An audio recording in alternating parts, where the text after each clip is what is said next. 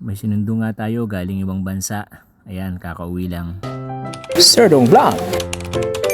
Unang araw nga ng day off natin. Napakalinis sa sakyan, nakakalinis lang ng isang araw. Check natin yung mga gamit natin kung nasakay na ba nating lahat. Okay na. Check na rin natin yung engine oil kung sapat pa ba. Baka nagkukulang na. Baka matulad sa atensyon na hinahangad mo, kulang na. Ganun din yung coolant natin. Baka nabibitin na, baka nagbabawas. Kaya ng oras na hinaangat mo sa kanya, nabibitin ka na. Painitin na nga natin yung makina para mamaya maganda ang kondisyon ng takbo. Importante yan sa makina. Bago pa takbuhin, painitin muna. Maya nga lang nakarating na tayo dito sa tulay. Hindi ko alam kung saan to, pero kung biyahero ka, tsak alam mo to.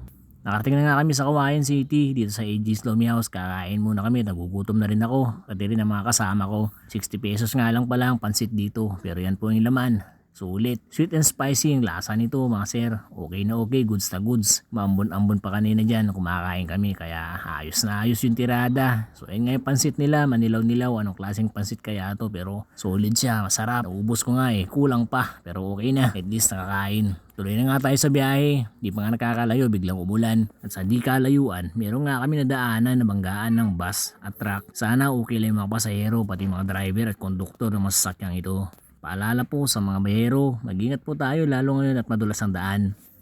Maya nga lang nakarating na tayo sa Ilagan City. Dadaanan ko nga pala yung kapatid ko dito. Siya nga pala yung nakatayo sa pulang sasakyan. Akala niya sa akin yun. Ang tagal niya daw kumakatok. Tagal niya daw hinihila yung pintuan. Saka yan na na-realize, iba pala yung plate number. Kaya pagdating sa akin, sobrang hiya niya. Tawang-tawa sa sarili niya. Nagtungo na nga kami sa apartment para isakay yung mga gamit niya. Isakay ko na nga yung iba, sisiksik ko na nga lang tong maleta at yung electric pan niya. Kala mo nga talaga galing bang bansa, daming dala. Ako kailan ako magbibitbit ng maleta, palipad na ibang bansa. Sayang ba naman yung passport ko, ginagamit ko na lang na valid ID, hindi na nagagamit sa airport. Sino bang gagaya ko dyan na ginagawang valid ID yung passport nila?